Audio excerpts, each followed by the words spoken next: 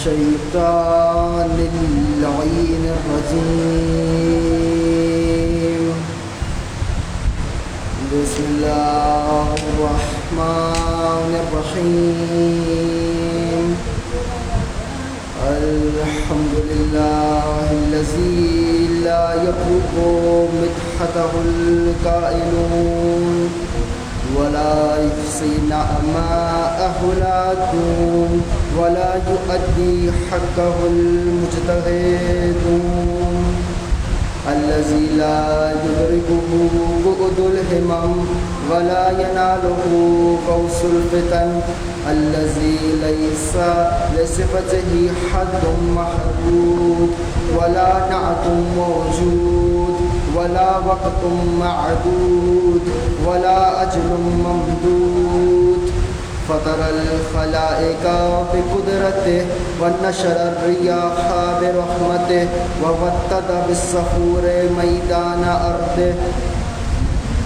الحمد لله الذي هدانا لهذا وما كنا لنهتدي لولا أن هدانا الله. لقد جاءت رسول ربنا بالحق والصلاة والسلام وتحيته والإكرام على أشرف الأنبياء والمرسلين وخاتم النبيين حبيبنا وحبيب إله العالمين السراج المنير البشير النذير ورسول الثقلين صاحب كعب قوسين نبي المشرقين والمغربين جد الحسن والحسين المبشر المطهر المذكر المدبر العبد المؤيد ورسول المسدد المصطفى الأمجد المحمود الأحمد أعني بالقاسم محمد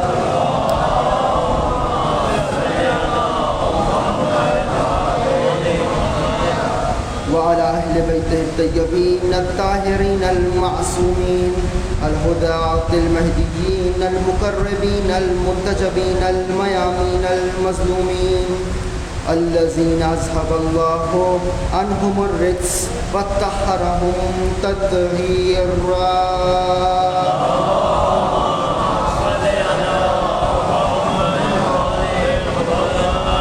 واللعنة الدائمة على أعدائهم وغاصب حقوقهم أجمعين من يوم عداوتهم إلى قيام يوم الدين.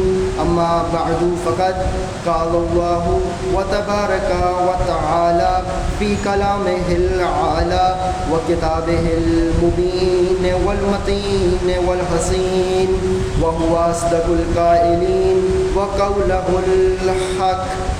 بسم الله الرحمن الرحيم. يا أيها الذين آمنوا أطيعوا الله وأطيعوا الرسول وأولي الأمر منكم. صلوات الله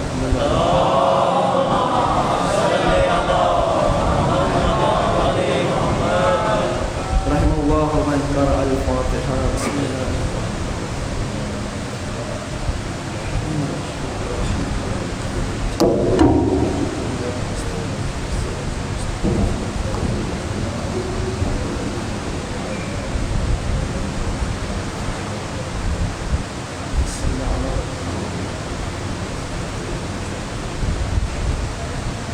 صلوات علی محمد وعلی محمد.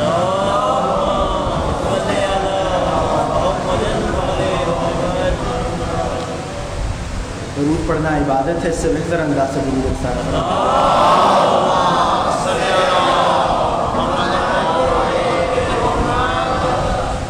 لائق حمد و ثنا و تسبیح و تعریف و ستائش ہے وہ اللہ کہ جس نے زمین کو اشجار سے، ذہن انسانی کو افکار سے، اپنی کتاب کو اسرار سے اور کائنات کو 14 انوار سے منور کیا. شکر ہے اس پروردگار کا.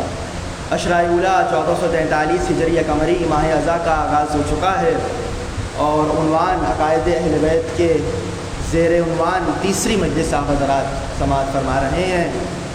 کل گفتگو اس موقع تک آئی تھی کہ عقیدہ کیا ہے، عقیدے کا معنی کیا ہے، عقیدہ کسے کہتے ہیں، عقیدہ کتنا ضروری ہے۔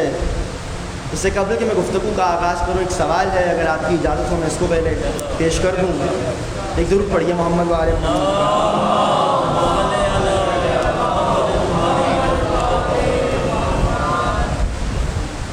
گزشتہ روز آپ نے عقیدہ پر تمہیدی گفتگو کرتے ہوئے فرمایا کہ عقیدہ کا اظہار زبان سے ضروری ہے۔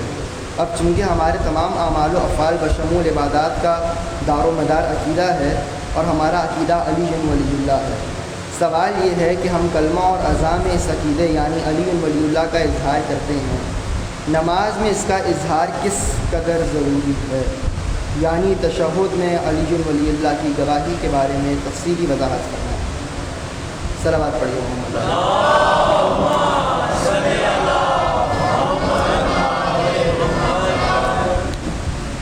سوال نہایت ہی حساس ہے اور بعض سوال ممبر کے نہیں ہوتے، مگر اب چونکہ ممبر پہ میں نے پڑھ بھی دیا تو اب ظاہر ہے اپنے آپ کو ذبح بھی خود ہی کروں گا۔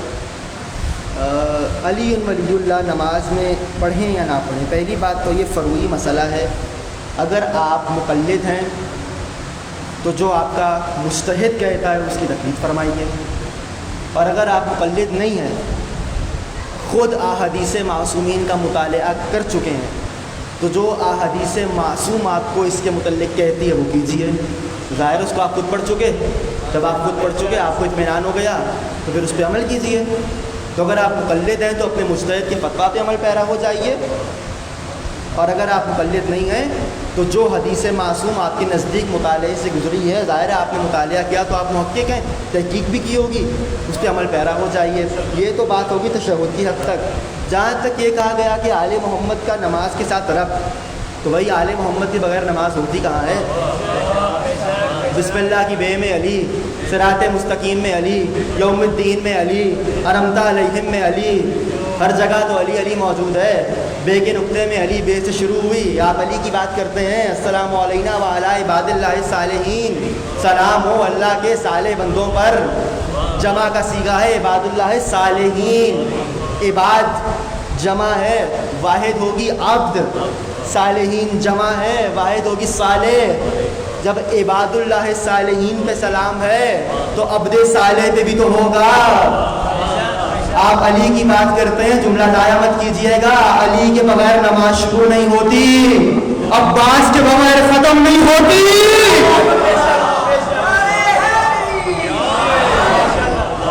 عباس کے بغیر ختم نہیں ہوتی۔ السلام علیکہ ایھا العبد الصالح، عباس کی بات کرتے ہیں، صالح المومنین علی ابن ابی طالب، عبد الصالح۔ اور کیا کہنے، السلام علیکہ یا ابا صالح عجل اللہ تعالیٰ فرجہ الشریف۔ انشاءاللہ بات واضح ہو گئی۔ تو نماز تو اہل بیت کے بغیر ہوتی ہی نہیں بھائی، ہر جگہ پروردگار نے ان کا ذکر رکھا ہے، واضح ہے۔ تشہد کا باب بھی میں نے واضح کر دیا، اور اہل بیت کا ذکر نماز میں کہاں کہاں ہے۔ میں اکثر کہا کرتا ہوں جب آپ سے کوئی پوچھے کہ اہل بیت کا ذکر نماز میں کہاں ہے تو آپ فرمایا کیجئے کہاں نہیں ہے۔ اینک تبدیل کیجئے، بغض علی کی اینک اتاریے، حب علی کی اینک لگائیے، ایمان کا وضو کیجئے اور پھر مصلی پہ آ جائیے۔ انعمت علیہم میں بھی اہل بیت، صراط مستقیم میں بھی اہل بیت۔ آج میرا موضوع انشاءاللہ آ جائے گا تو جگہ جگہ اہل بیت ہے، اور میں سمجھتا ہوں نماز خود عزاداری ہے، نماز خود عزاداری ہے، نماز کا رکن عزاداری ہے۔ انشاءاللہ اس کی وضاحت آئے گی، ضرور پڑھیے محمد وعلى محمد۔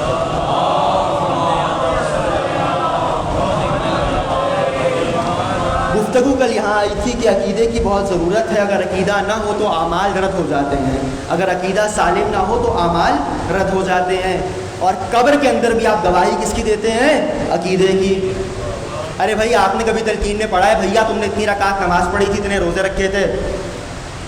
آپ کیا کہتے ہیں؟ جان لے تیرا خدا پروردگار ہے، تیرا نبی محمد مصطفیٰ ہے، تیرے امام 12 ہیں۔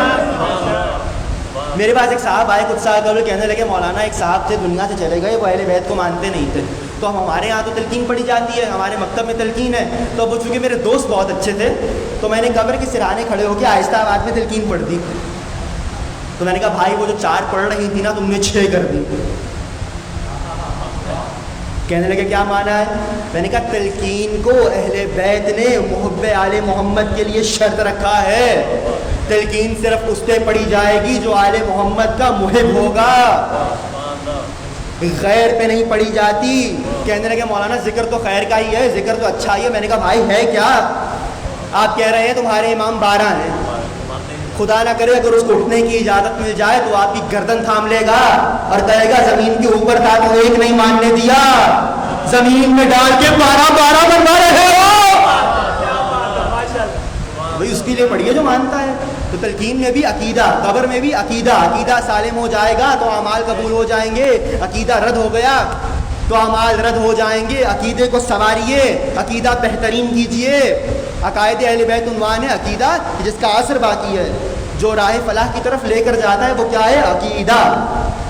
گفتگو اب آگے بڑھ جائے گی، اور عقیدے کے جو شے اچھا بنائے گی وہ ہے دلیل، کل گفتگو ہو چکی، اور دلیل کو جو شے قبول کرے گی وہ ہے فطرت، چونکہ دین کیا ہے؟ دین ہے فطرت۔ ایک اور سوال ممکن ہے آپ میں سے بعض حضرات کہیں، جو آیت میں نے جس کا انتخاب کیا، یا ایھا الذین آمنوا، اے ایمان والوں، اطیعوا اللہ، اطاعت کرو اللہ کی، واطیعوا الرسول، اور اطاعت کرو رسول کی، واولی الامر منکم، اور اولی الامر کی جو تم میں سے ہے۔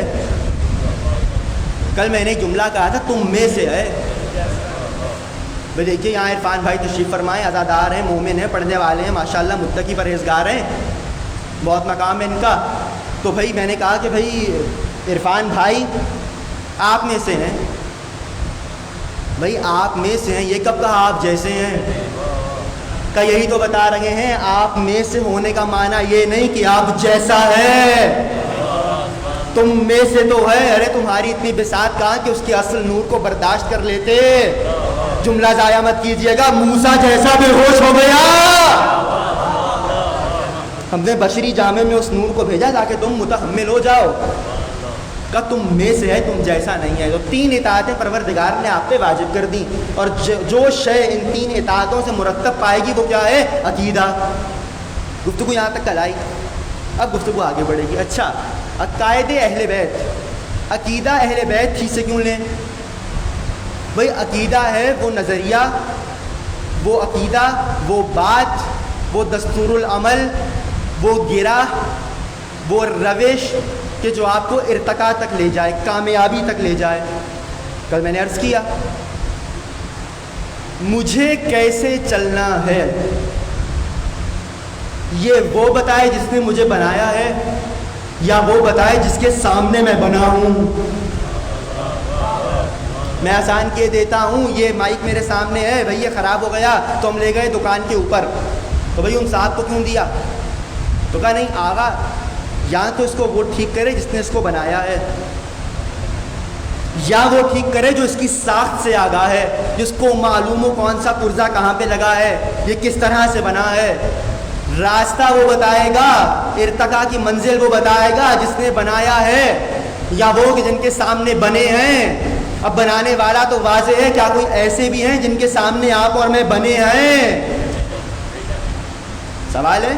اب میں وہ آیت پڑھوں گا جس سے دلیل قائم کروں گا کہ جو آپ کی بہت سنی ہوئی آیت ہے، وہ بہت معروف ہے، یا ابلیس ما منعک ان تسجد لما خلقت بیدی استکبرت ام کنت من العالین، سورہ صاد۔ اے ابلیس، یا ابلیس، بھائی لوگوں کو یا علی نہیں سمجھ آ رہا،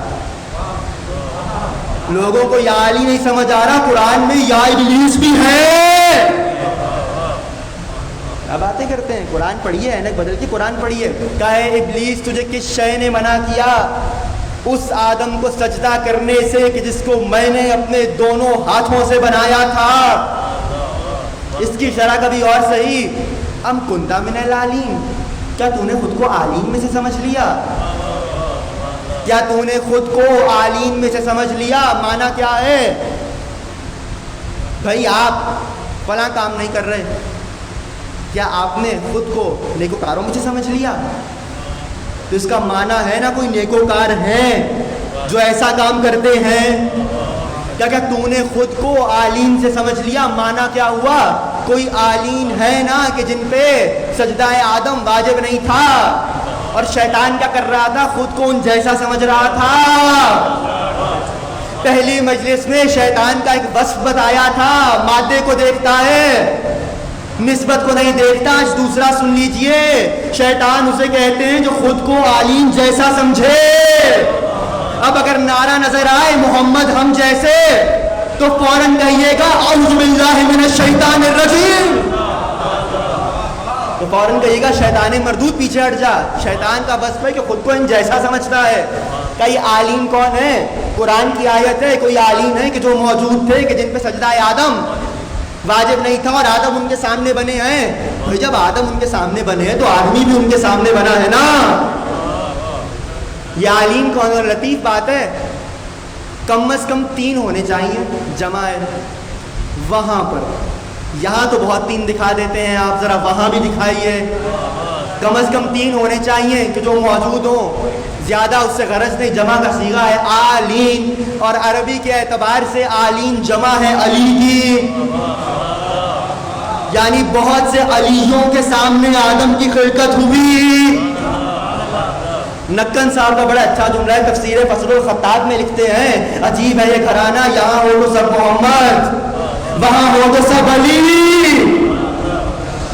کیا کہنے کا، عالم میں سے سمجھ لیا تو کوئی ایسے تو ہو کہ جس نے بنایا ہے، جس کے سامنے بنے ہیں، وہ بتائیں گے کس طرح چلنا ہے، وہ بتائیں گے ارتقاء کی طرف کیسے جائیں گے.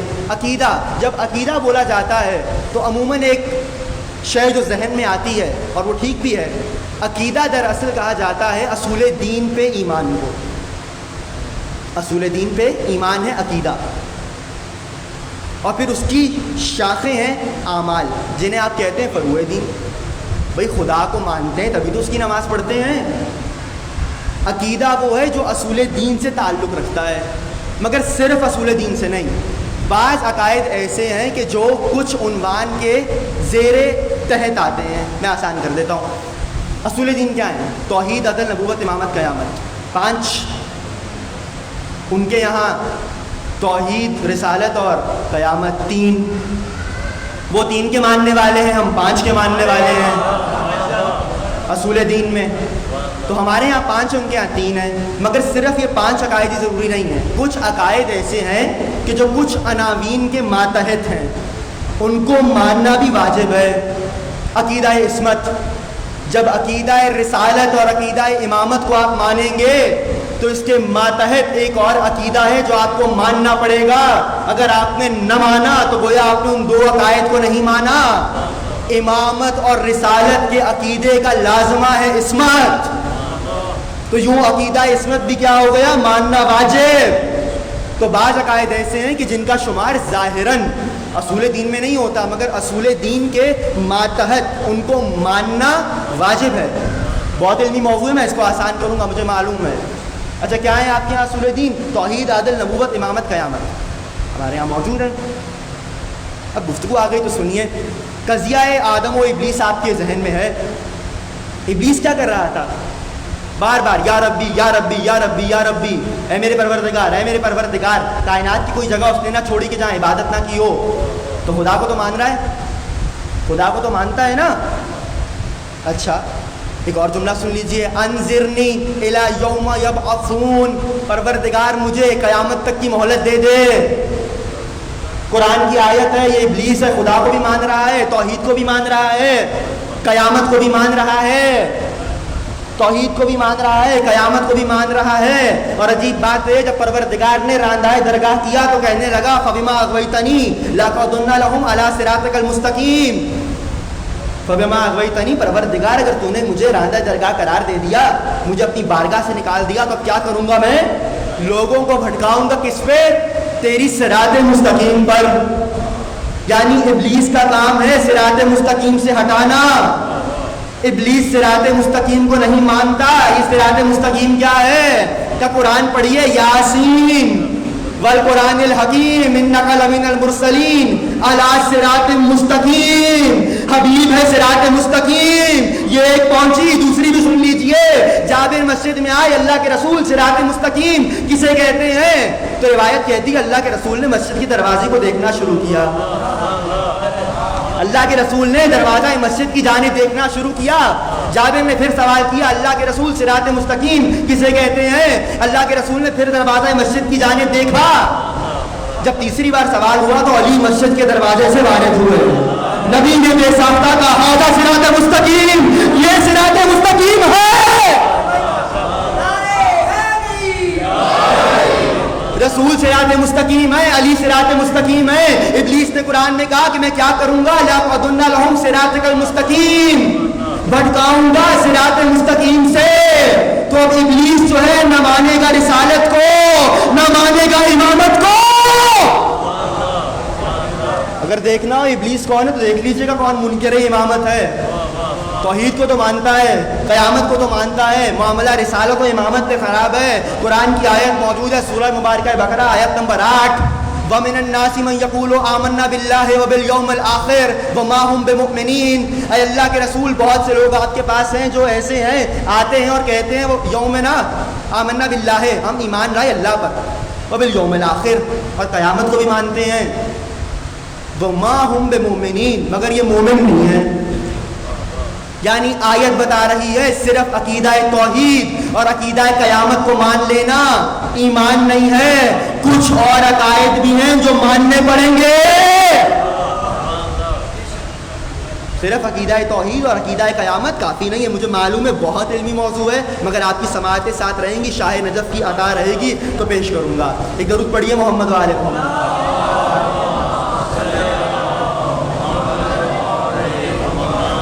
اصول دین میں ہم پابند ہیں 5 کے، دوسرے پابند ہیں 3 کے. بہت اچھا ہو گیا، ہم پابند ہیں 5 کے، توحید، عدل، نبوت، امامت، قیامت. اور انہی پہ عقیدہ رکھنا، ایمان رکھنا، ان کی گرہ دل میں لگانا، ان کا زبان سے اقرار کرنا ہی کہلاتا ہے عقیدہ. اور عقائد اہل بیت سے عقیدہ کیوں لیں تو سنیے وہ آیت جس تک کل تک آنا چاہ رہا تھا، جو میں نے سرنامہ کلام میں پڑھی. یا ایھا الذین آمنوا اطیعوا اللہ واطیعوا الرسول واولی الامر منکم. اطاعت کرو اللہ کی، اطاعت کرو رسول کی اور اولی الامر کی جو تم میں سے ہے. اچھا بحث کیا ہے جی؟ اولی الامر کون ہے؟ اولی الامر کون ہے؟ اچھا لطیف بات ہے، اس آیت کا آغاز بھی عجیب ہے. یا ایھا الذین آمنوا، اے ایمان والوں، اے اسلام والوں نہیں ہے، اے انسانوں نہیں ہے. اولی الامر کوئی ایسا ہے جس کا تعلق مومنوں سے ہے، مومنوں سے ہے. یا ایھا الذین آمنوا کل سخت جملے کہہ دیے تو بھائی نماز کے لیے بات تو مومنوں سے کی، باقی تمہاری مرضی جو مرضی پڑھتا رہے، ہمیں اس سے غرض نہیں، بات تو ہم ایمان والوں سے کر رہے ہیں. یا ایھا الذین آمنوا، اے ایمان والوں، کیا کرو؟ اطاعت اللہ کی، اطاعت رسول کی اور اولی الامر کی. یہ اولی الامر کون ہے؟ بہت سی بحثیں ہیں. عالم اسلام نے لکھا کہ اولی الامر کہتے ہیں حاکم وقت کو. کتنی دور کی کوڑی لائے جی! حاکم وقت کو نہ جانے کیسے کیسوں کو منوانے کے لیے آیتوں کو بدلنا پڑا. الزام ہم پہ لگاتے ہو، تحریف خود کرتے ہو. اولی الامر کی بہت گھبرا کے سن رہے ہیں آپ، کوئی بات نہیں، آپ سے پہلے پرچہ مجھ پہ ہی ہوگا. درود پڑھ لیجئے محمد علیہ وسلم. کیا اولی الامر کی اطاعت خدا قرآن میں کہہ رہا ہے، اور عجیب بات ہے اللہ کہہ رہا ہے، لہذا واجب ہے اطاعت کرو اللہ کی، رسول کی، اولی الامر کی. مطلق اطاعت کا لفظ ہے، یہ نہیں کہا صبح میں کرنا شام میں نہ کرنا، یہ نہیں کہا گھر میں کرنا باہر نہ کرنا. مطلق اطاعت کا لفظ ہے سفر میں، حضر میں، جنگ میں، قیام میں، آرام میں، بازار میں، ہر جگہ اٹھتے بیٹھتے، صبح و شام، نماز، صلاۃ، احکام دین، ہر جگہ اطاعت ہوگی اولی الامر کی مطلق. تو کہنے لگے جی حاکم وقت. میں نے کہا اچھا حاکم وقت تو بڑی باریک بات کر رہا ہوں. پھر جتنے یہ سارے قیام کرتے ہیں یہ اپوزیشن والے، ان پہ سب سے پہلے کفر کا فتویٰ لگنا چاہیے. جی خود جو اپوزیشن کا اعلان کرتے ہیں آج کل، تو بھائی سب سے پہلے فتویٰ تو ان پہ لگے گا. آپ نے کہا حاکم وقت کی اطاعت ہے واجب، اور یہی تو کہہ رہے تھے. اچھا، اور اگر آپ کہتے ہی ہیں حاکم وقت کی اطاعت واجب ہے اور جو اس کے مقابلہ ہے وہ باغی ہے اور وہ واجب القتل ہے، یہ آپ کا عقیدہ ہے، تو بہت سے حاکم وقت آپ کے ہوں گے. علی بھی حاکم وقت ہے. چوتھا ہی مانیے حاکم وقت ہے تو بس جو علی کے بھی مقابل آ جائے اس کو صحابی نہیں باغی کہیے، اس کو صحابی نہیں باغی کہیے. آپ ہی کا تو عقیدہ ہے جو حاکم وقت کے آگے آ جائے. وہ باغی ہے، اطاعت واجب ہے۔ اور اچھا اگر حاکم وقت ہے تو آپ کہنا کیا چاہ رہے ہیں؟ حاکم وقت کیا ہر وقت اچھے رہے؟ اگر پہلا اچھا ہو جاتا تو سب اچھے رہتے۔ بنیاد ہی خراب ہو گئی، اس کی وضاحت نہیں کر پاؤں گا۔ اگر بنیاد اچھی پڑ جاتی تو سب اچھا ہو جاتا۔ حاکم وقت کیسے کیسے آئے، یزید جیسے تخت پہ بیٹھ گئے، شرابی طاغی باغی، جب وہ بیٹھ گئے تو اب کیا قرآن اللہ یہ کہہ رہا ہے یزید کی اطاعت کرو؟ کہنا کیا چاہ رہے ہو؟ اولی الامر کون ہے؟ اور آیت پہ غور کیجئے گا، یا ایھا الذین آمنوا اطیعوا اللہ واطیعوا الرسول واطیعوا اولی الامر۔ غور کیجئے کیا کہا؟ اللہ کی اطاعت کرو، رسول کی اطاعت کرو، اولی الامر کی اطاعت کرو؟ نہیں، اللہ کی اطاعت کرو، رسول کی اطاعت کرو اور اولی الامر کی۔ پروردگار جب 2 دفعہ لفظ اطیعوا رکھا تھا، اطاعت کا لفظ رکھا تھا، تو اولی الامر کے لیے بھی الگ سے رکھ دیتا، ہو سکتا تھا۔ اچھا یوں نہ ہوتا تو یوں ہو جاتا، یا ایھا الذین آمنوا اطیعوا اللہ ورسولہ واولی الامر، اطاعت کرو اللہ کی، اس کے رسول کی اور اولی الامر کی۔ کہا نہیں، اگر ایسے ہوتا تو نصیری جیت جاتے۔ کہتے ہم کہتے نہیں تھے، ایک ہی لفظ آیا ہے۔ تو اور اچھا دوسرا مرحلہ ہو جاتا، اطیعوا اللہ واطیعوا الرسول واطیعوا اولی الامر۔ اگر اولی الامر کو اکیلا کر دیتے تو مقصر جیت جاتے، کہتے نہیں تھے الگ ہے۔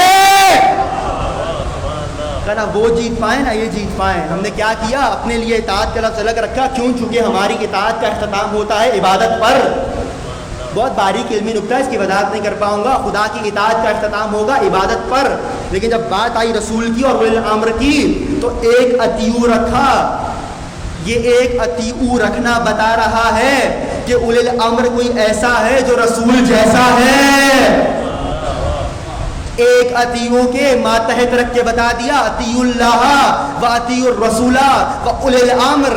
ایک اطیعوا کے ماتحت رکھ کے اولی الامر و رسول کو بتایا یہ کوئی ایسا ہے کہ جو رسول جیسا ہے، یہ کوئی ایسا ہے جس کی اطاعت رسول جیسی ہے۔ اب کون ہے رسول جیسا؟ ڈھونڈیے۔ جو رسول جیسا ہوگا وہ اولی الامر ہوگا۔ رسول جیسا کون ہے؟ کہنے لگے ہم رسول جیسے ہیں۔ میں نے کہا آپ نے شیشہ دیکھا ہے؟ بھئی آپ کی تھوک اتنی نجس کہ لاہور میں ہر جگہ لکھ لکھ کے لگانا پڑے، تھوکنا منع ہے۔ وہ نبی اندھے کو لگائے تو شفا ہو جائے۔ آپ رسول جیسے؟ رسول جیسا کون ہے؟ جو رسول جیسا ہوگا۔ چونکہ اطیعوا ایک آیا ہے، ماتحت رکھا ہے اولی الامر کو رسول کے، بلا فصل رکھا ہے رسول سے اولی الامر کو۔ تو یہ کوئی ایسا ہونا چاہیے جو رسول جیسا ہو۔ جی رسول جیسا کون ہے؟ رسول جیسے کون ہے؟ جو جس کے جیسا ہو اسے اس کا نفس کہا جاتا ہے۔ جو جس کے جیسا ہو اس کو اس کا نفس کہا جاتا ہے۔ جن نفس اس شے کو کہا جاتا ہے جس میں غیر نہ ہو، میں ہی میں ہوں۔ اردو کے اندر رائج ہے، اردو میں کہا جاتا ہے کہ بنفس نفیس ادھر تھا۔ جب نفس کا لفظ آ جاتا ہے تو مراد ہوتی ہے میں خود۔ بھئی عجیب بات ہے، آپ کی سنی ہوئی آیت ہے فمن حاجک فیہ من بعد ما جاءک من العلم فقل تعالوا ندعو ابناءنا وابناءکم ونساءنا ونساءکم وانفسنا وانفسکم۔ حبیب لائیے اپنے بیٹوں کو، لائیے اپنی مستورات کو، بیٹیوں کو، اور لائیے اپنے نفس کو۔ آپ نے کیا ترجمہ کیا؟ نفس کو۔ اچھا اوپر لفظ کیا ہے؟ نفس۔ ترجمہ کیا ہوا؟ نفس کا ترجمہ نفسی کر دیا آپ نے۔ تو بھائی کوئی ترجمہ تو ہونا چاہیے۔ لفظ نفس اوپر بھی آیا، انفسنا وانفسکم، آپ نے نیچے ترجمہ بھی کر دیا نفس۔ تو بھائی نفس کا ترجمہ تو کیجئے۔ نساء کا ترجمہ آپ نے عورت کیا، ابنا کا ترجمہ آپ نے بیٹا کیا، تو نفس کا ترجمہ بھی تو کیجئے۔ نفس اسے کہتے ہیں جو جس کا نفس ہو اس جیسا ہو۔ حبیب نے کہی اپنے جیسے لائیں، آپ اپنے جیسے لے کے جائیے۔ نفس، انفس نفس کا لفظ رکھا، اور عجیب بات ہے عربی کا قاعدہ ہے لفظ نساء کے مقابل جو لفظ استعمال ہوتا ہے اسے کہا جاتا ہے رجل۔ بھئی رجل کا معنی سمجھتے ہیں نا، مرد۔ خیبر سننے والے ہیں، کل علم اس کو دوں گا لوطی انا رایتا غدن رجل کرارن غیر فرارن۔ تو رجل کا معنی کیا ہے؟ مرد۔ تو عربی میں نساء کے مقابل رجل آتا ہے۔ آیت ہو سکتی تھی رجالنا و رجالکم، کہا نہیں نہیں ہم نے رجل کا لفظ رکھا ہی نہیں۔ لفظ کیا رکھا؟ انفسنا و انفسکم، نفس کا لفظ رکھا. ابنا کی منزل پہ سب نے لکھا حسنین گئے، نساء کی منزل پہ سب نے لکھا سیدہ گئیں، انفسنا کی منزل پہ سب نے مانا علی گئے، تو علی کیا ہوئے؟ نفس رسول. تو جو رسول کے جیسا ہوگا وہ رسول کا نفس ہوگا. مباہلے نے بتا دیا رسول جیسا ہے علی. یوں نہ سمجھ آئے تو یوں سن لیجئے. علامہ مجلسی نے 24 معجزے لکھے ہیں رسول خدا کے بدن کے. ایک سن لیجئے. میں تو ڈھونڈ رہا ہوں کہ رسول جیسا کون ہے، چونکہ ایک عطیوں کے نیچے اولی الامر و رسول ہے، اور اولی الامر وہ ہوگا جو رسول جیسا ہوگا. تو پہلی دلیل کیا؟ جو رسول جیسا ہو وہ رسول کا نفس ہو. کسی نے مجھ سے بہت سال پہلے سوال کیا تھا، آغا بہت افسوس ہوا درود میں علی نہیں ہے، درود میں علی نہیں ہے، آل محمد پہ ہے. علی آل میں تو نہیں ہے، آل میں تو حسنین ہے. تو میں نے کہا علی آل محمد میں نہیں ہے، مان لیا. علی محمد میں ہے، محمد کا نفس ہے. جب محمد میں درود بھیجو گے تو نفس میں بھی جائے گا.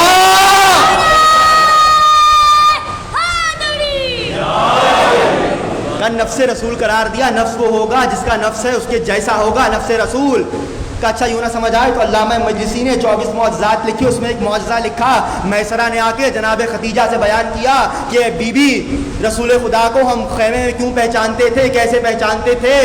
ان کی عادت ہے یہ سیاہ عبا اوڑھتے ہیں، کالی کملی والے تجھ پہ لاکھوں سلام. رسول بھی کالا رنگ پہنتے تھے. اب مت کہنا کالے کپڑے بدعت ہیں. تو ان کی عادت ہے کالی ابا اوڑھتے ہیں، کالی ابا اوڑھ کر سو جاتے ہیں. علامہ مجلسی نے اس کو لکھا جب یہ ابا اوڑھ کے سوتے ہیں تو سر تپا اپنے آپ کو ڈھک لیتے ہیں، پاؤں سے لے کے سر تک خود کو ڈھک لیتے ہیں. ابا میں سے ایسا نور چھن چھن کے باہر آتا ہے کہ اندھیرے میں پتہ چل جاتا ہے کہ رسول سو رہے ہیں.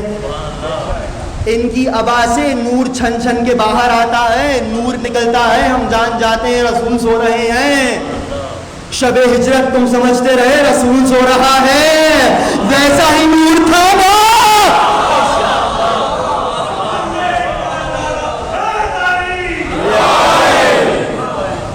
بھائی ویسا ہی نور تھا نا. روز مرہ ٹک ٹکی لگا کے دیکھتے رہے رسول ہے رسول ہے رسول ہے، اس روز بھی سمجھتے رہے رسول ہے، تو رسول جیسا تھا نا، وہی نور تھا نا جو چھن چھن کے باہر آ رہا تھا. یہ وہی نور تھا نا کہ جس کے لیے کہا گیا انا و علی من نور واحد، میں اور علی ایک ہی نور سے ہیں. کا رسول جیسا ڈھونڈنا ہے تو کہاں ڈھونڈیے؟ کا رسول جیسا وہاں ملے گا. پہلی دلیل جو جس کا نفس ہوتا ہے وہ اس کے جیسا ہوتا ہے، علی ہے نفس رسول. دوسری دلیل معجزات میں دیکھنے میں علی لوگوں کو رسول جیسا لگا. یوں نہ سمجھ آئیے تو اب آئیے ایک اور دلیل سن لیجئے. جو جس سے ہو وہ اس کے جیسا ہوتا ہے. جو جس سے ہو، اس ابا کا جو ٹکڑا اس سے کاٹا جائے گا وہ اس کے جیسا ہوگا. صلوات پڑھیے محمد والے محمد.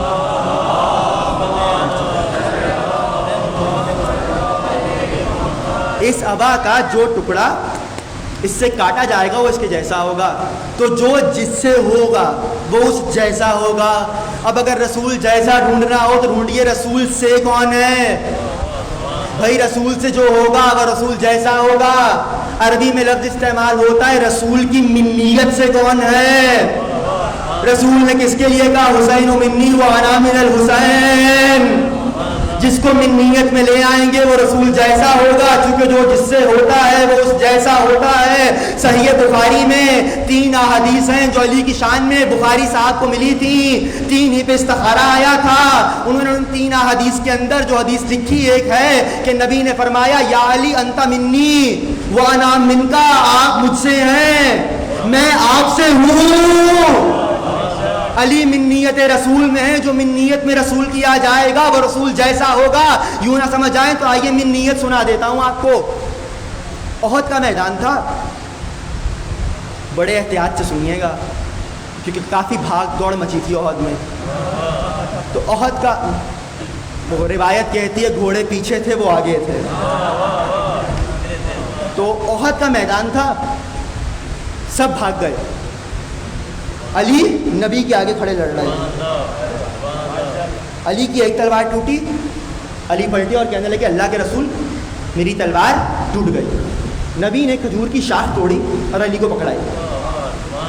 علی اس سے لڑنے لگ گئے. کرتے چلے جا رہے ہیں، شاخ ٹوٹ گئی. تو روایت کہتی ہے ایک مرتبہ علی نے زمین سے ایک اور تلوار اٹھائی، وہ تلوار ٹوٹی، تیسری اٹھائی، تیسری ٹوٹی. 7 تلواریں علی کی ٹوٹی. 7 سیف تھیں جو علی نے استعمال کی، 7 سیوف تھیں جو علی نے استعمال کی. تو لوگ کہتے ہیں جی کہاں سے اتنی تلواریں علی کے پاس آ گئیں؟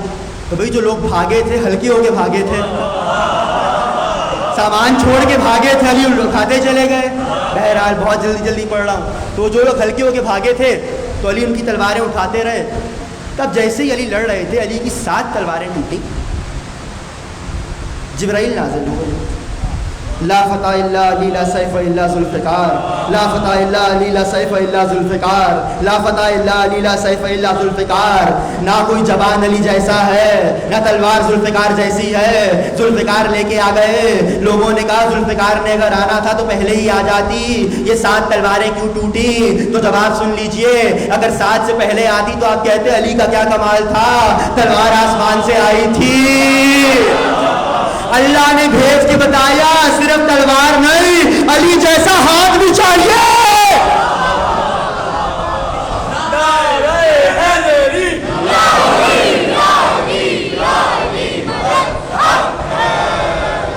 برائے خوشنودی محمد و آل محمد سلام.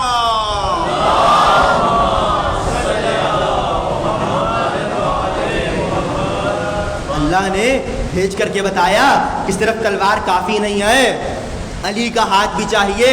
ارے یہی تو ہوا تھا، علی کا ہاتھ چاہیے. کسی نے لڑتے لڑتے کہا تھا، لڑتے لڑتے علی کے سامنے ڈٹا ہوا تھا کہ یا علی حبلی سیفک، اے علی اپنی تلوار دے دیجئے. تو میرے مولا نے تلوار کو پھینک دیا سامنے. اب دونوں ہاتھوں سے کوشش جاری ہے، محنت ہو رہی ہے، ذوالفقار اٹھ نہیں رہی. تو فوراً سے ایک مرتبہ کہنے لگا اے علی آپ تو انگلیوں پہ گھماتے ہیں، مجھ سے دونوں ہاتھوں سے نہیں اٹھ رہی. کہ تلوار دیے ہاتھ نہیں دیے. علی نے ذوالفقار اٹھا کے بتا دیا ذوالفقار کو اٹھانے کے لیے ید اللہ ہونا ضروری ہے. ذوالفقار کو اٹھانے کے لیے ید اللہ ضروری ہے. ذوالفقار کو اٹھانے کے لیے ید اللہ ضروری ہے. اشرار ہوتا جملہ کہتا، علی نے ذوالفقار اٹھا کے بتایا میں ید اللہ ہوں. حسین نے اٹھا کے بتایا میں ید اللہ ہوں. حسین نے ذوالفقار اٹھا کے بتایا میں ید اللہ ہوں. انشاءاللہ اس کی شرح 8 محرم کو کروں گا. علی نے کہا ہاتھ نہیں دیے. تو علی لڑ رہے تھے تو جیسے جبرائیل آئے تو جبرائیل نے جملہ کہا، حاذہ المواسا یا رسول اللہ، اللہ کے رسول ہمدردی تو اسے کہتے ہیں جو علی کر رہے ہیں. تو نبی نے جملہ کہا کیف لا انہ منی وانا منہ، ایسا کیوں کرنا ہو، علی مجھ سے ہے میں علی سے ہوں، علی میری منیت سے ہے میں علی کی منیت سے ہوں. جملہ اگلا سنیے، جبرائیل نے کہا وانا منکما، اور میں آپ دونوں سے ہوں. تو جو جس سے ہوگا وہ اس کے جیسا ہوگا. دوسرا مرحلہ جہاں نبی نے علی کی منیت کا اعلان کیا. آئیے تیسرا مرحلہ بھی سن لیجئے. ذیقعت کا مہینہ، ذیقعت کے اندر 9 ہجری سورہ توبہ کی آیتیں نبی نے کسی کو دے کر بھیجی. وہ صاحب لے کے چل دیے. پہلی بار موقع ملا، بہت خوش تھے. اب وہ چلے، جو کہ ماشاءاللہ ان کی رفتار بہت تیز تھی. تو نبی نے کہا کہ تم جاؤ، جلدی پہنچ جاؤ گے. تو وہ چل پڑے. اب جیسی وہ وسط میں پہنچے تو جبرائیل آ گئے. متفق علیہ تمام تواریخ ابن عساکر سے لے کے ابن اسیر سے لے کے طبری تک سب نے لکھا کہ جب وہ آدھے راستے میں پہنچے تو جبرائیل آ گئے. جبرائیل نے آ کے ایک جملہ کہا، اللہ کے رسول انتا ورجل فی اہل بیتک ومنک، اللہ کے رسول اس کو بھیجئے جو آپ کے اہل بیت میں سے ہو یا آپ میں سے ہو. یعنی جو گئے تھے نہ وہ اللہ کے رسول میں سے تھے، نہ اہل بیت میں سے تھے، نہ اللہ کے رسول میں سے تھے، نہ اللہ کے رسول سے تھے، نہ اہل بیت میں سے تھے. معلوم ہوا بیٹیاں دینے سے اہل بیت میں نہیں آیا جاتا. اہل بیت میں نہیں آیا جاتا. اہل بیت کا معیار مخصوص ہے. تو کہا وہ جائے کہ جو آپ میں سے ہو. تو اللہ کے رسول نے آدھے راستے سے ان کو بلا لیا. اچھا عجیب بات ہے، یہ منیت بہت عجیب شے ہے.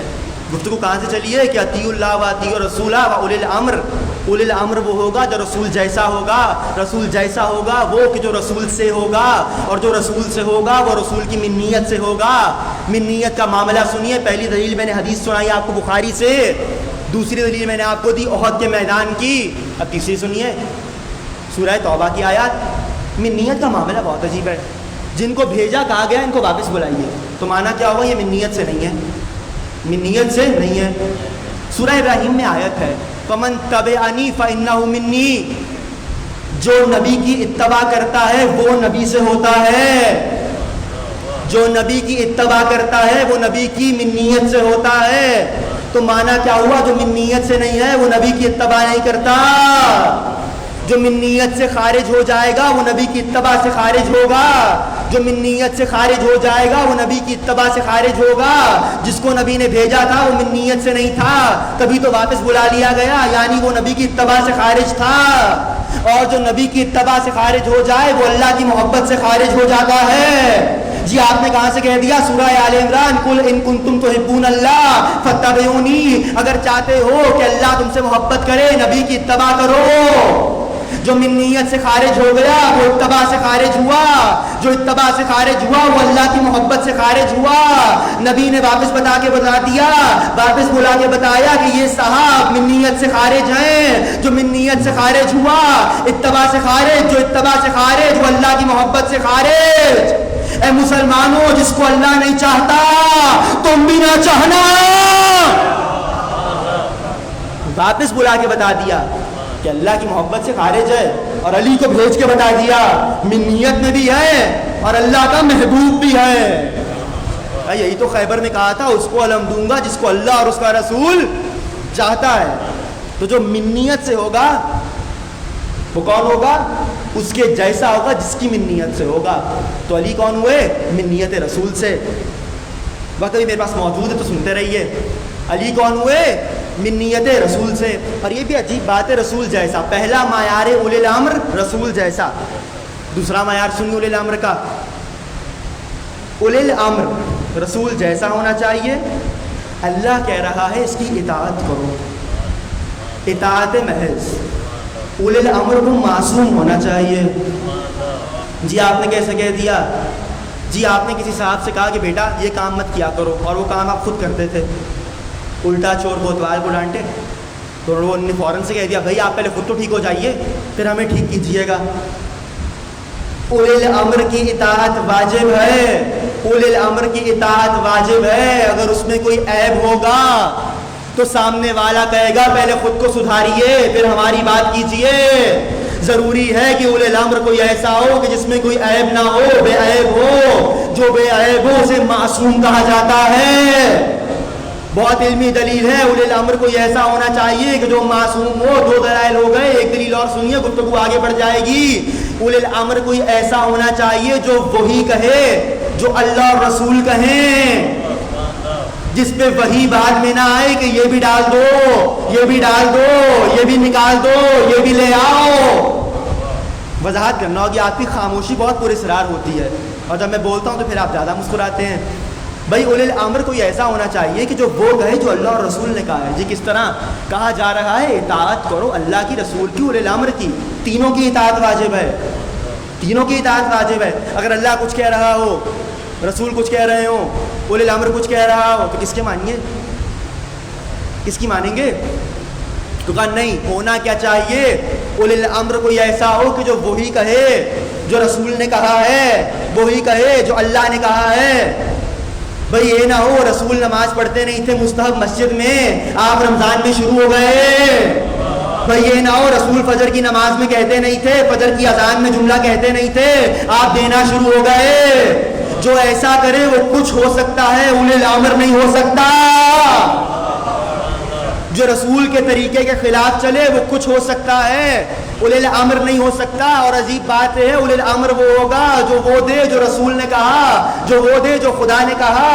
یہی تو کہا تھا علی نے, علی کو اللہ کے رسول نے, یا علی انت ایبت علمی, اے علی آپ میرے علم کا صندوق ہیں, آپ میرے علم کا صندوق ہیں. عالم اسلام کے بہت بڑے لغت لکھنے والے ہیں ابن ابی درید, وہ اپنی لغت جمہرات اللغہ میں کہتے ہیں کہ اس چھوٹے سے جملے میں اللہ کے رسول نے علی کی وہ مدح کی ہے کہ جو قیامت تک نہیں ہو سکتی. کہا دیکھا نہیں کیا کہا اے علی آپ میرے علم کا صندوق ہے. معنی کیا ہے؟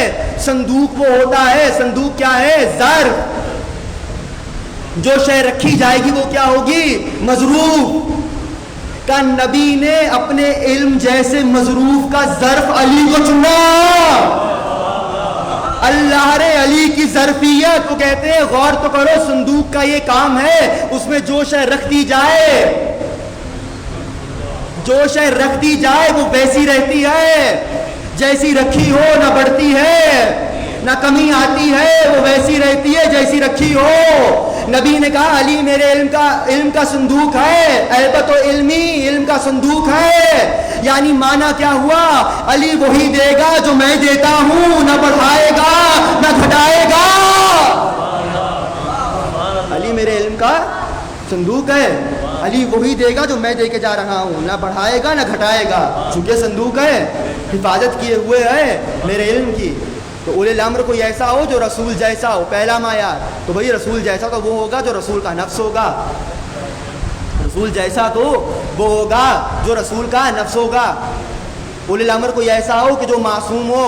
اور تیسرا معیار اولی الامر وہ ہو کہ جو رسول کی منیت سے ہو. اور چوتھا معیار اولی الامر کوئی ایسا ہو جو وہ کہے جو اللہ اور رسول کہتے ہوں. یہی تو ہے. جب علی کی خلافت کا زمانہ آیا تھا تو کہا گیا تھا علی قرآن سے فیصلہ کیا کیجیے گا. شرط رکھی تھی تب مجھے سکھاؤ مت، مجھ سے سیکھو، مجھ سے بہتر کوئی قرآن نہیں جانتا. علی دوسری شرط رسول اللہ کی سنت کا پاس کریں گے. کب مجھے سکھاؤ نہیں، مجھ سے سیکھو.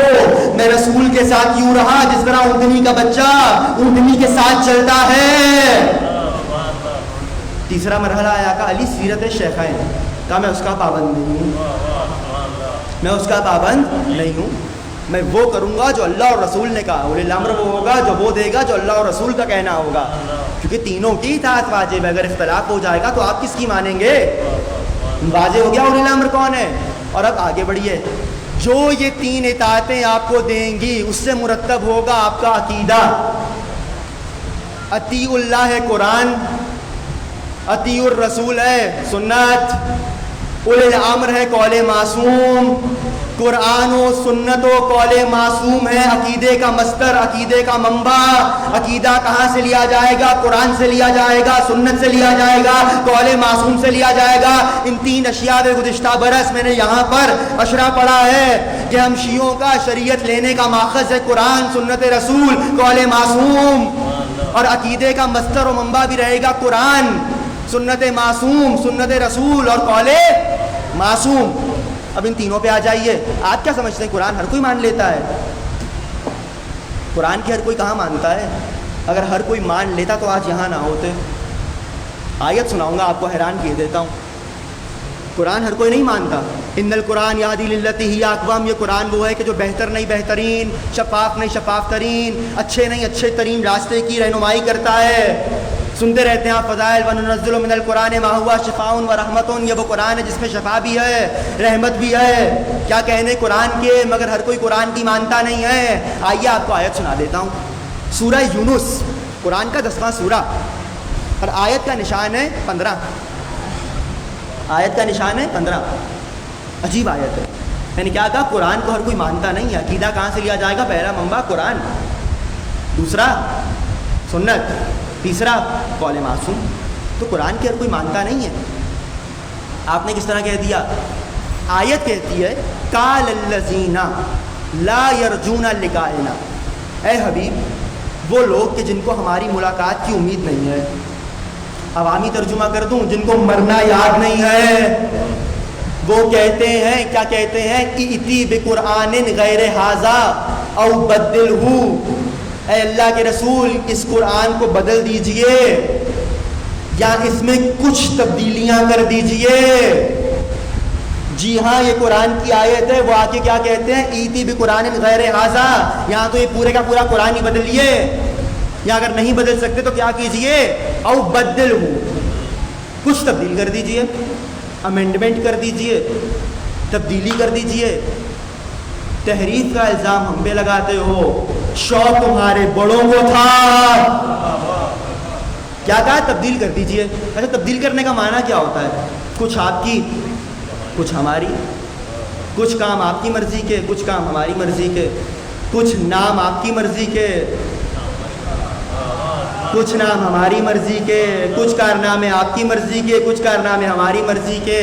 आ गए अल्लाह के रसूल के पास। ये आने वाले कौन है? कौन है? काफिर नहीं है भाई। काफिर का कुरान से क्या काम? काफिर नहीं है। वो तो कह रहे हैं हमें कुरान दीजिए, लेकिन किस तरह दीजिए? थोड़ा सा बदलिए, अमेंडमेंट कीजिए, तब्दीली कीजिए, तारीफ कीजिए। अल्लाह के रसूल आयत है। अजीब फरमाइशी प्रोग्राम है बड़ों का। देख रहे हैं क्या चाह रहे हैं कि कुरान को बदल दीजिए। अगर पूरा नहीं बदल सकते तो क्या कीजिए? कुछ तब्दीली कीजिए। कुछ आपकी मर्जी की, कुछ हमारी मर्जी के, कुछ आपके वाले नाम, कुछ हमारे वाले नाम, कुछ आपके वालों के कारनामे, कुछ हमारे वालों के कारनामे। पूछा गया मासूम से, हवाला ले लीजिए। तफसीर कुरान में मौजूद है, तफसीर उम्मी में मौजूद है, तफसीर कुरान में मौजूद है। हदीस मासूम है। ये कौन लोग थे और क्या बदलवाने आए थे? तो मौला ने फरमाया हमारे दादा अली का नाम निकलवाने आए थे। हमारे दादा का नाम निकलवाने आए थे और कुछ और के नाम डलवाने आए थे। अगर ये माना नहीं मानते तो फिर हमें बताइए। अच्छा ना मानिए जी ये शिया वाला है, फिर हमें बताइए कौन लोग आए थे और क्या बदलवाने आए थे। भाई कुरान में किसी के नुकसान की बात है? कुरान में तो फ़ायदे ही फ़ायदे की बात है। तो ये कौन थे जो कह रहे थे इती वी कुरान गैर हाजा और बदल हूँ, या कुरान पूरा बदलिए, या इसमें से कुछ इसको थोड़ा सा तब्दील कीजिए, कुछ बदल दीजिए, कुछ तहरीफ कर दीजिए। तो फिर क्या तहरीफ करवाने आए थे और कौन आए थे? ना जवाब ला सके तो आइए मकतब आले मोहम्मद के पास। मौला ने कहा अली का जिक्र निकलवाने आए थे। क्या करें? सिरात मुस्तकीम में भी अली, बे में भी अली, सालिहुल मोमिनीन में भी अली, कुर्बा में भी अली, तथीर में भी अली, चादर में भी अली, अंगूठी में भी अली, वलियादियात में भी अली, कौसर में भी अली।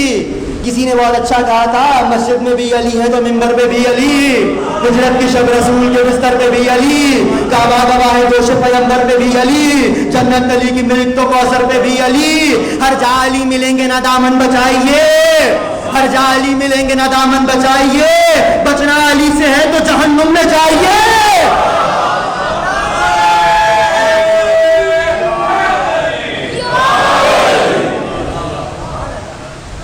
बचना अली से है तो जहन्नुम में जाइए। कहा अली का नाम। तो कुरान मानना हर एक के बस की बात नहीं है, हर एक मानता ही नहीं है। 10 मिनट मेरे पास मौजूद है भाई, 45 पे बैठा हूँ, तो आप जितने बजे बैठा देंगे तो फिर घंटा तो मालूंगा हजूर। कोशिश यही होगी कि 8:30 आपके पास हाजिर हो जाऊँ। तो भाई कुरान को मानना कहाँ आसान है?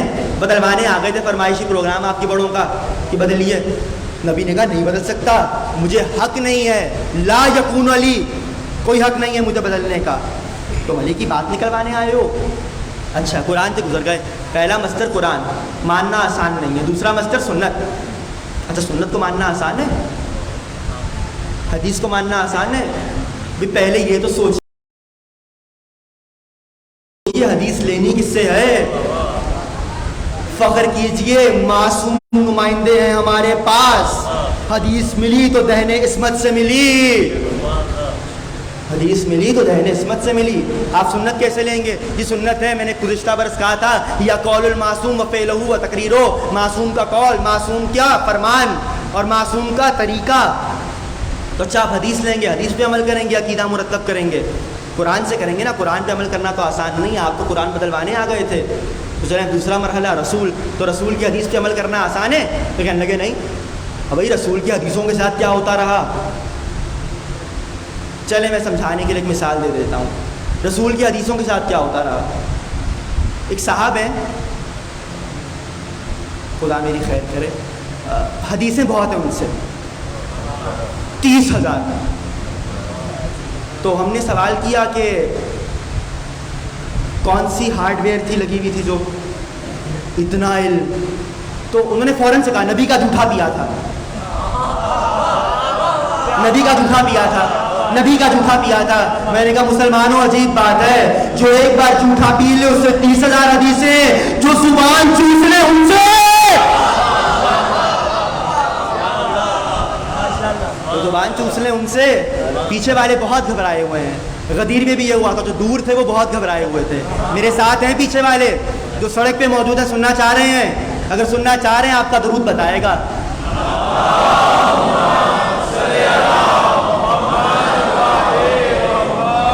نعرہ تکبیر،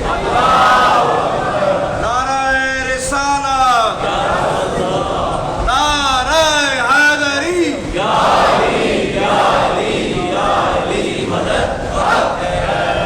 برائے خوشنودی محمد و آل محمد صلوات.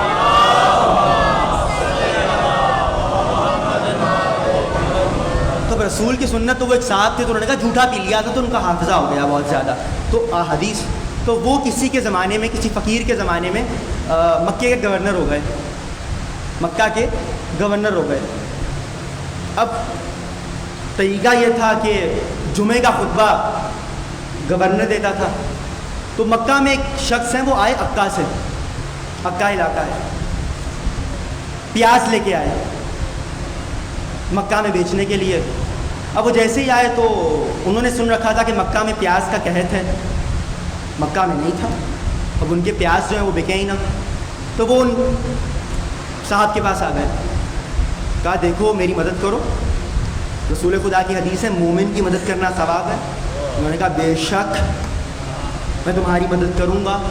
کہا کب کریں گے؟ کہا جمعے کا خطبہ آنے دو، جمعے کے خطبے میں تمہاری مدد ہو جائے گی. تو جیسے جمعہ آیا تو وہ صاحب ممبر پہ آئے اور انہوں نے کہا سمیت ان رسول اللہ من اکل بصلۃ اکا فی المکہ وجبت لہ الجنہ. جس نے اکے کی پیاز مکے میں کھائی اس پہ جنت واجب ہو گئی. کہ جیسے ہی حدیث انہوں نے سنائی ان کی پیاز ایک دن میں ختم ہو گئی.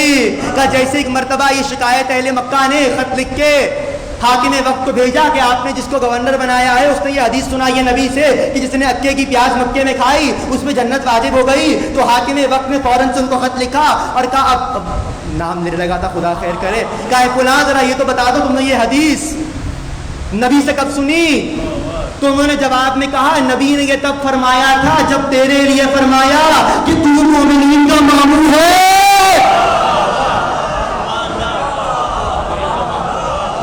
یہ پہلا جواب تھا. 2 دن کے بعد ان کو ایک اور خط آ گیا، دوسرا خط ان کو مدینے سے آیا. اے فلاں ہم نے سنا ہے تم نے یہ حدیث سنائی ہے ممبر سے. تو نبی نے یہ حدیث کب کہی تھی؟ تو وہ خط کسی خاتون کی طرف سے آیا تھا. تو انہوں نے جواب میں کہا نبی نے مجھے یہ حدیث تب کہی تھی جب آپ سے کہہ کے گئے تھے کہ میرے بعد میرے ممبر کا کوئی وارث نہیں ہے. حدیثوں کے ساتھ کیا ہوتا رہا؟ تو پہلے تو فیصلہ کیجیے حدیث لیں گے کس سے. کیا ہوتا رہا؟ پورا علامہ شمس الدین ذہبی ان کی کتاب ہے تذکرۃ الحفاظ، اس کے اندر انہوں نے پورا تاریخ لکھی ہے حدیث کے ساتھ ہوا کس طرح جلائی گئیں، کس طرح روکا گیا، کس سے پڑھوائی گئیں، کس سے گھڑوائی گئیں. اب جو حدیث مثال کے طور پہ نہ جانے اچھا بعض احادیثیں گھڑتے ہوئے انہوں نے سوچا بھی نہیں کہ کہہ کیا رہے ہیں، جن کے لیے کہہ رہے ہیں وہ خود شرمندہ ہو گئے. مثال آپ نے حدیث سن رکھی ہوگی کہ رسول خدا نے فرمایا کہ ہم پنجتن کا نور آسمان پہ تھا، موجود تھا نا. تو انہوں نے کسی اور کے لیے کہہ دیا کہ جی وہ نور بھی آسمان پہ تھا. تو یہ عجیب بات ہے، وہاں مومن تھے یہاں کافر کیوں پیدا ہو گئے؟ تو حدیثوں کے ساتھ تو آپ کیا کرتے رہے؟ نبی نے فرمایا تھا علی آپ کے چاہنے والوں کو دیکھ کر شیطان کی ناک رگڑی جاتی ہے. انہوں نے بنا لی جی فلاں صاحب کو دیکھ کے شیطان راستہ چھوڑ دیتے ہیں. ارے بھائی وہ تو پھر یہی بات ہوئی کہ مجھ سے بڑا کوئی عالم آ گیا میں ممبر چھوڑ دوں گا. بھائی آپ آئیے صلوات پڑھیے محمد والے محمد پر.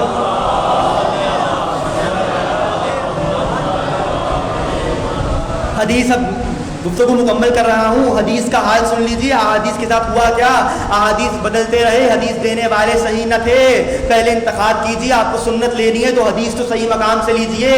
یہی تو تھا، مشہور حدیث ہے، میرا پرانا جملہ ہے. نبی نے کہا تھا انا مدینۃ العلم وعلی بابھا، میں علم کا شہر ہوں، علی دروازہ ہے. آپ نے چھت بھی بنا لی، دروازے سے آگے بڑھ کے کنڈی بھی لگا دی، پرنالا بھی بنا دیا، کھڑکی بھی بنا دی. یہ چھت والا شہر پہلے مجھے دکھائیے اور اب جملہ لے جائیے. میں نے کہا تھا عقل مند دروازے سے آتا ہے، دیواروں سے چور آتے ہیں.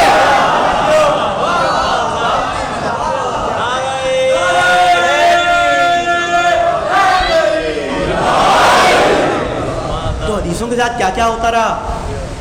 پہلے تو سوچئے اس لیے آخری جملہ ربط مصائب قرآن میں آیت موجود ہے سورہ مبارکہ نبا میں کہ یا ایھا الذین آمنو، اسی کیلیبر سے ملتی ہوئی دوسری مقامات پر بھی ہے، یا ایھا الذین آمنو، اے ایمان والو، ان جاءکم فاسق بنبأ، جب تمہارے پاس کوئی فاسق خبر لائے، فتبینوا، تو اس کی تحقیق کر لو۔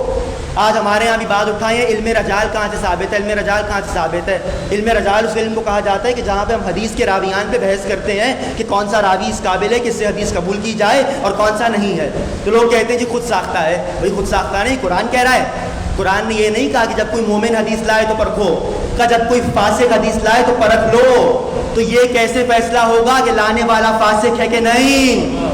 کیسی علم کے لیے رکھا گیا علم رجال کہ دیکھو حدیث لے کس سے رہے ہو۔ اور تیسرا مرحلہ قول معصوم، ان سے تو دشمنی بہت پرانی ہے، مثال دینے کی ضرورت ہی نہیں ہے۔ تو کیا کہا گیا؟ عقیدہ مرتب پائے گا اطیع اللہ سے اللہ کی اطاعت قرآن، اطیع رسول سے سنت معصوم، و اولی الامر قول معصوم۔ اور ان تین کو آپ نے کس طرح لیا؟ قرآن آپ نے بدلوانا چاہا، حدیث لینے کا معیار آپ کے پاس نہیں ہے، اولی الامر کو آپ مانتے نہیں ہیں، تو پھر عقیدہ کہاں سے لیں گے؟ ہم مانتے ہیں، ہمارے عقائد ہیں توحید، عدل، نبوت، امامت، قیامت۔ انشاءاللہ آج کہہ رہا ہوں، کل سے پہلے جملے سے توحید کے متعلق بہت سے لوگوں کو شوق ہے شیعوں کو اللہ سکھانے کا کہ جی شیعوں کو خدا نہیں آتا، توحید نہیں آتی، آپ اللہ والے ہیں، ہم علی والے ایسا اللہ سنائیں گے جو اللہ والوں کو بھی نہیں آتا۔ انشاءاللہ کل سے پہلا جملہ عقیدہ توحید پر ہے کہ توحید کے متعلق ہمارا عقیدہ کیا ہے۔ آج تک گفتگو پہنچ گئی کہ عقیدہ کہاں سے لوگے؟ اللہ سے۔ عقیدہ کہاں سے لوگے؟ رسول سے۔ عقیدہ کہاں سے لوگے؟ اولی الامر سے۔ اولی الامر کون ہونا چاہیے؟ جو رسول جیسا ہو، رسول کا نفس ہو، رسول کی منیت سے ہو، قول خدا اور قول رسول کا امین ہو، رسول جیسا ہو۔ تم نے رسول کو صدیق مانا تو اولی الامر بھی صدیق ہونا چاہیے۔ تم نے رسول کو امین مانا، اولی الامر بھی امین ہونا چاہیے۔ آپ کی مرضی ہے، آپ رسول کو نور والا مانتے تھے تو اولی الامر بھی نور والا ڈھونڈیے، اپنے جیسا مانتے تھے تو اولی الامر بھی اپنے جیسا ڈھونڈیے۔ بھائی میں تو لاہور میں صبح شام سنتا رہتا ہوں نور والا آیا ہے، نور لے کر آیا ہے، تو بھائی نور والا مانتے ہیں نا، تم ڈھونڈیے اولی الامر نور جیسا، کیونکہ رسول جیسا ہونا چاہیے۔ انشاءاللہ گفتگو کل عقیدہ توحید، اور پھر بڑھتی رہے گی، اور بعض وہ عقائد عقیدہ توحید، عقیدہ رسالت، عقیدہ رجعت، انشاءاللہ مزید نہیں بیان کروں گا تاکہ آپ کو کچھ تجسس تو رہے۔ جو ہمارے عقائد ہیں ان کو بیان کریں گے۔ عقیدہ لیا کہاں سے جائے گا؟ رسول، اولی الامر اور اللہ سے۔ اور کیسے لیا جائے گا؟ محکم انداز سے۔ اور اسی عقیدے کو بچانے والا ہے حسین ابن علی۔ دنیا جس باطل کو اولی الامر کہہ رہی تھی، سر دے دیا حسین نے، بیعت نہ کی، اس کی بیعت نہیں کی حسین ابن علی۔ محرم کا آغاز ہو چکا ہے عزاداروں، آج 3 دن گزر گئے، کیا گریہ کا حق ادا ہو سکا؟ حسین پہ گریہ کا حق ادا نہیں ہوا۔ وہ جو ماں آئی ہے نا یکم محرم کو عزا خانوں میں، بہت دور سے آتی ہے رسول کی بیٹی کو عزا لینے۔ فاطمہ کا مقدر بہت عجیب ہے، کبھی سامرہ میں بچوں کو روتی ہے، کبھی کاظمین میں روتی ہے، کبھی مشہد میں روتی ہے، کبھی کربلا میں روتی ہیں۔ علامہ مجلسی لکھتے ہیں فی یدیہا خرقۃ، زہرا کے ہاتھ میں ایک رومال ہوتا ہے، رونے والوں کے آنسو جمع کرتی ہے بطول۔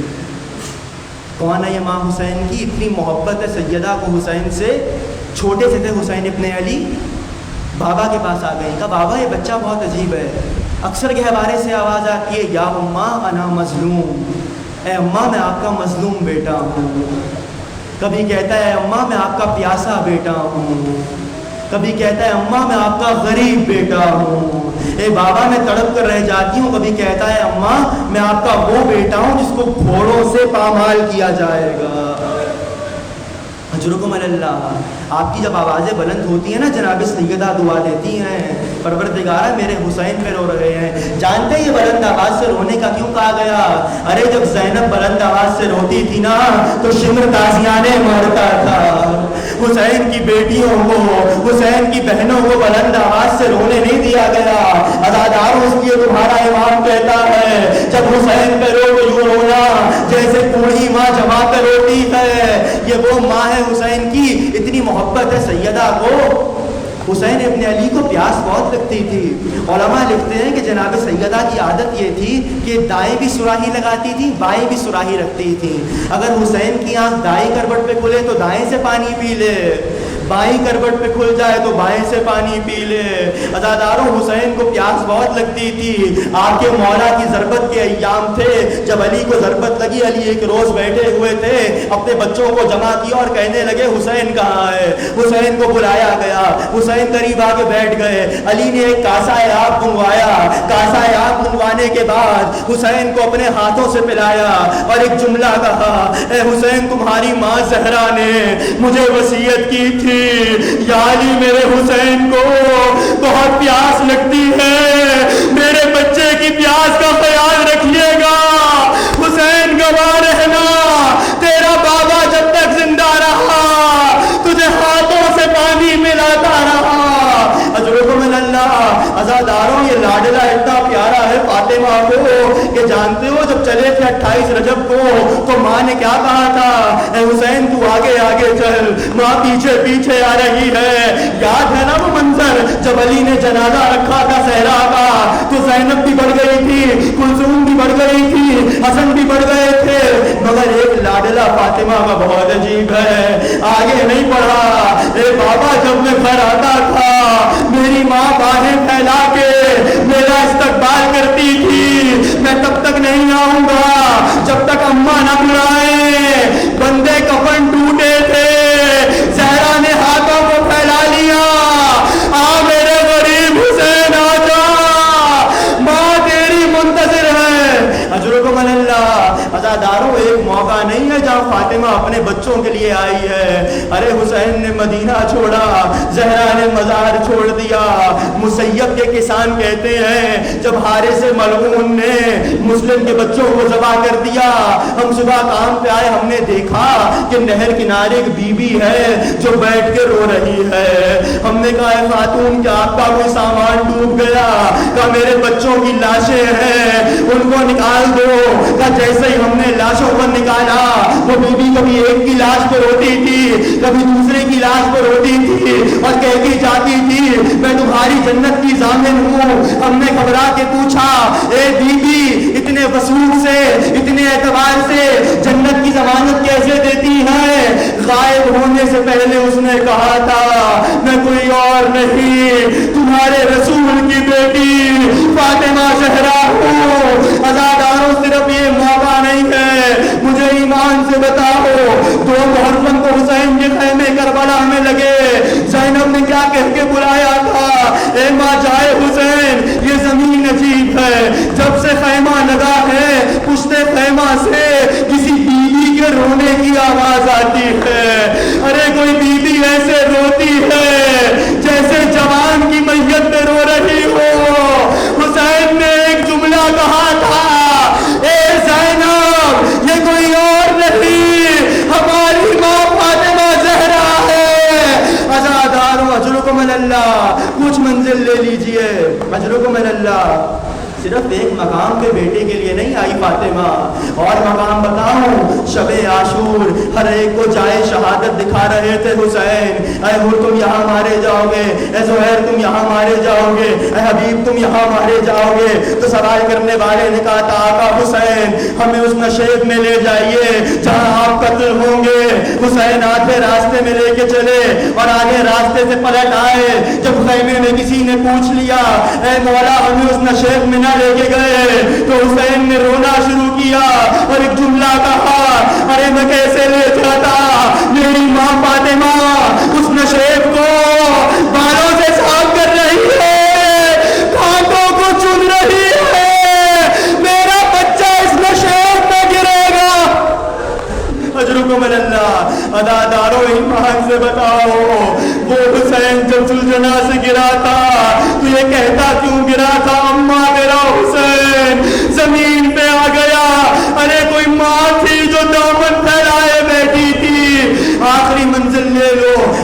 یہ بیوی اپنے بچوں کے ساتھ رہی. ارے راہ کوفہ و شام میں جب سکینہ اونٹ سے گری، اجرکم اللہ، عزاداروں سکینہ کے اونٹ کو میری بیوی کیا کرتی تھی جب بابا کا سر نظر آتا تھا، ہائے میرا مظلوم بابا، ہائے میرا پیاسا بابا.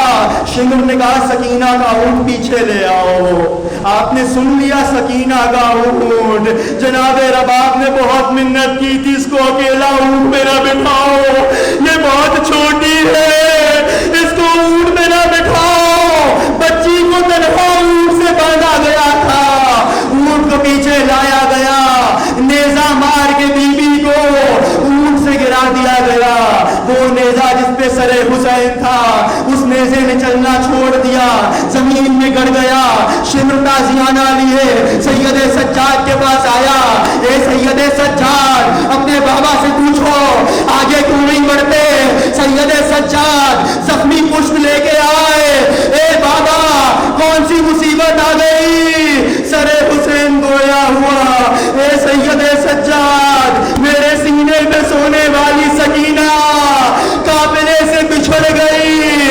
عزاداروں قافلے کو روکا گیا، بیویوں کی رسیاں کھولی گئی، بیویاں مخالف سمت میں جا رہی ہے. سکینہ سکینہ کہتی یا جناب زینب نے ایک منظر دیکھا، ایک ٹیلے کی اوٹ میں ایک نقاب پوش بیوی بیٹھی ہے، سکینہ اس کی گود میں سو رہی ہے. جناب زینب کو بڑی حیرت ہوئی، ارے سکینہ تو کسی کی گود میں نہیں سوتی، ارے جب سے بابا گیا ہے یہ بچی سوئی نہیں ہے، سکینہ کیسے سو گئی؟ عزاداروں جناب زینب آگے بڑھی، اس بیوی سے کہا اے بیوی تیرا بہت شکریہ. اس زمانے میں جہاں پتھر مارنے والے ہیں، تانے مارنے والے ہیں، باغی کہنے والے ہیں، تم نے اس یتیمہ کو اپنی گود میں پناہ دے دی. ہم آل محمد تیرا احسان مانتے ہیں. بس یہ جملہ کہنا تھا. اس بیوی نے نقاب کو پلٹا. اے زینب کس کا شکریہ؟